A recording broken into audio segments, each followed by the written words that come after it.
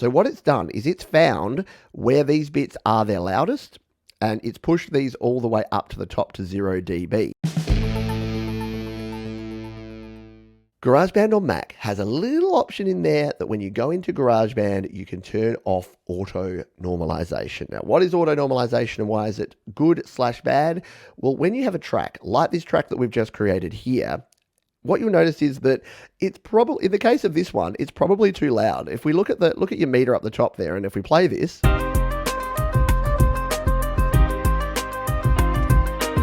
so it's not too bad, but it's peaking up there a little bit. If I didn't mix these down like I've done as we go, it would be peaking right up to the top there.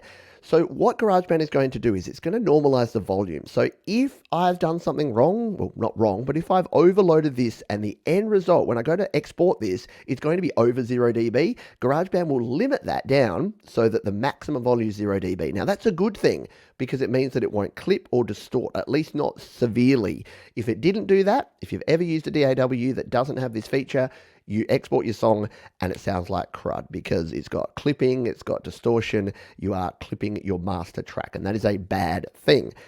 And for the majority of users, it's probably a good thing that Apple have auto normalization on for both the reason that sometimes you're too loud and sometimes you're too quiet.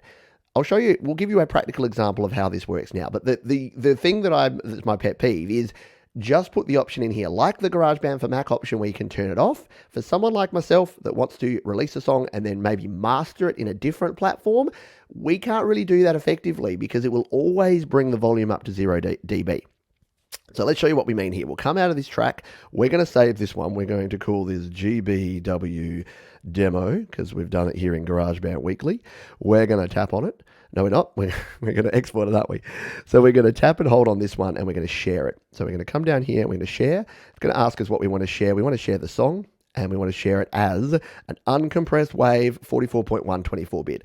Please, folks, uncompressed wave 24-bit 44.1. If you haven't added 24-bit audio, there's an option there. There's a video here on the channel. You can check out how to do that, but make sure you got that turned on. You want the best quality audio here before YouTube or SoundCloud or DistroKid or whoever you're releasing with crushes it and compresses it. So hit the share button there, and it's going to come here and say, where do you want to share this to? Now, I'm just going to hit the open in button, and it's going to export the song. I'm going to throw this over into audio share.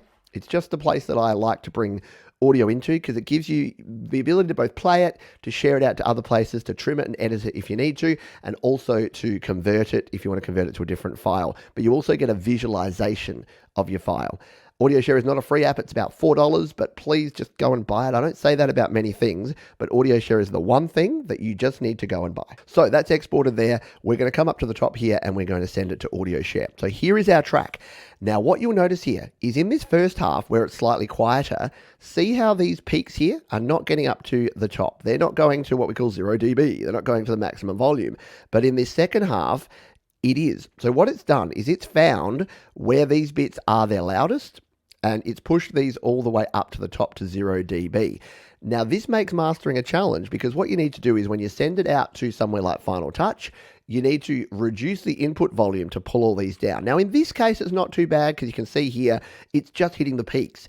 If I had this turned up super loud and it was like a sausage here, it would be unusable because even turning them down, it's already been limited. So this one's been normalized, but it hasn't actually been limited, which is a good thing. If we had it way too loud, so let's just do an experiment here. That if I was newer to GarageBand and I didn't know that I should turn everything down, let's do an experiment here where we turn everything up to 11. We're not going to mix anything. I know there's people are just like, Pete, don't do it. This is going to suck, and it is. But we need to do this for science because science. So let's play this louder section now and check out the meter up the top here. Block your ears if you need to.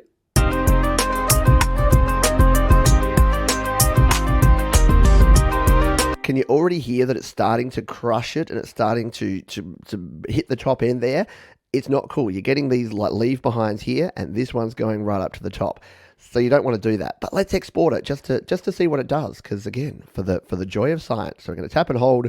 We're going to hit share. We're going to have to do the same thing again. Export the song, uncompress wave, and open in. This will export it. So we can then open it in Audio Share and take a look at this. Now there is another trick which I'll show you in a moment. You can use the FX track to turn down the track overall, and we'll experiment with that next. This is all experimentation here. We'll do that next, where we turn the FX track down, which basically acts as a makeshift master volume. Because if there was one other thing that I would love to see in GarageBand, it's a master fader. But you know what?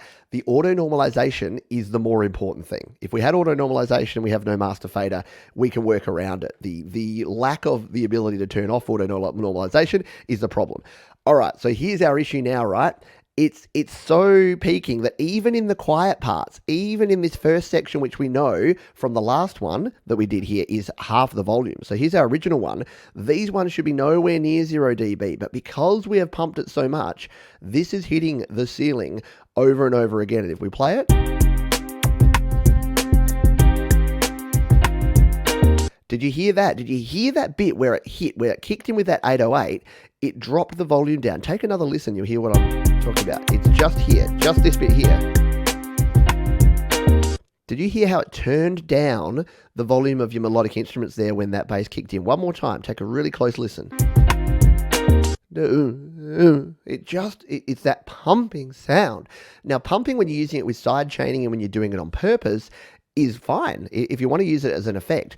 But what you don't want is pumping in your final mix that's going to go into your master, that's going to make your sound not as good as it possibly could. All right, let's go back to logical land here, and I should have done a version where all of these were a bit lower. So we'll just basically mix this down super low, shall we? Let's do this as another experiment. So what if you're mixing it really low and you're like, oh, there's no way that the lowness of this mix is going to translate to being at 0 dB. We'll show you what happens when we do this. So let's play this track now. Right? Mellow. Look at that. It's not even hitting a quarter on the meter there. So you would expect that when you export it this time, it's going to be nowhere near 0 dB, right? Yeah, especially in that first half. It'll be nothing near it. But let's find out. Let's share again. We're getting good at this now. We'll share. We'll open in. And this time, what do you expect? Scientists of the world, scientists of the GarageBand community, what do you expect this is going to do? Yeah, I think you're with me here. It's going to turn it up. Why is it turning it up? It's to protect folks that are mixing too low. So it's so that your song can be competitive with other songs. You don't want a song that is going to be at about a quarter of the volume. If it's down at like -18, -24 dB, it's going to sound way low and it's going to sound crappy compared to other songs that are actually mixed and mastered up at 0 dB or at -1. So that's why it's doing it. But again, if we're mastering ourselves, you don't want this to happen. Let's hit the button there and see what we got. What have we got here? Well, yes, it's definitely lower across the board, but there is the point. That is the point where it's raised it up. Now, we know that point there was nowhere near hitting 0. And look at these ones here. This was nowhere near 0 dB, but when we play it now, listen, it's brought it up. So instead of being back down here where we actually originally mixed it at, where it was sounding like this, yeah? What's it done? It's grabbed that volume, it's auto-normalized it, and now you're getting this. It's brought it up.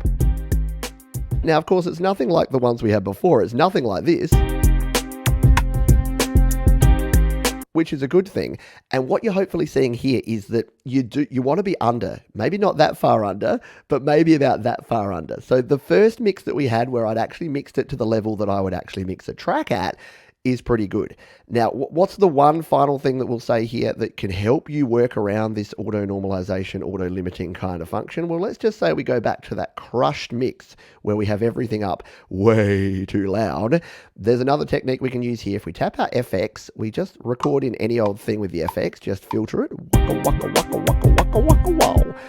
So we don't actually use that.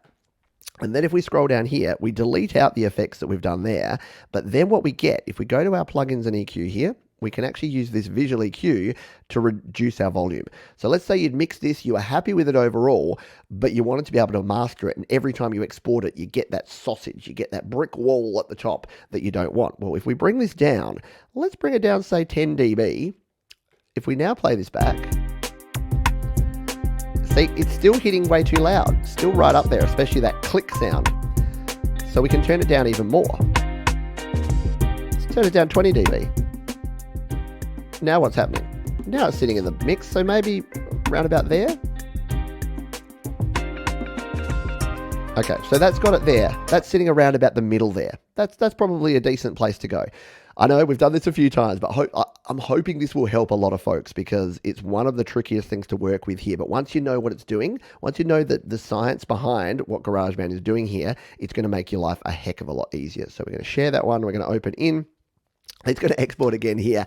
What it's going to do this time is because it's lowered that master volume, it's going to be similar to the one that we did at the low volume, but it's going to have our mix at the proportions that we wanted it originally. So if you don't want to go to the effort of going back and lowering every single track, you've got 32 tracks in there, you know you like your mix, but it's just slightly too hot, go into your FX track, turn it down a little bit, and then when we export here, hopefully once it's done, you'll see that it's going to be golden. So we'll come here, we'll hit the audio share button, and boom. That's where we want it, right? This would be absolutely fine to master because we know that our peaks, the only time we're hitting 0 dB is here, and all we need to do is turn down our input on our mastering by about 6 or 10 dB just to create that headroom, and that way when we use limiting in our mastering, you're going to have the ability to do that. If we had a mix like this, or especially like this, if your final export of your mix looks like this, there's no point mastering it because all you're doing is turning it down and then re-limiting. It's going to end up sounding like a dog's breakfast. Actually, I think that's a look like. It's going to sound like hot garbage. No, that's a look like too. It's going to sound like nails down a blackboard.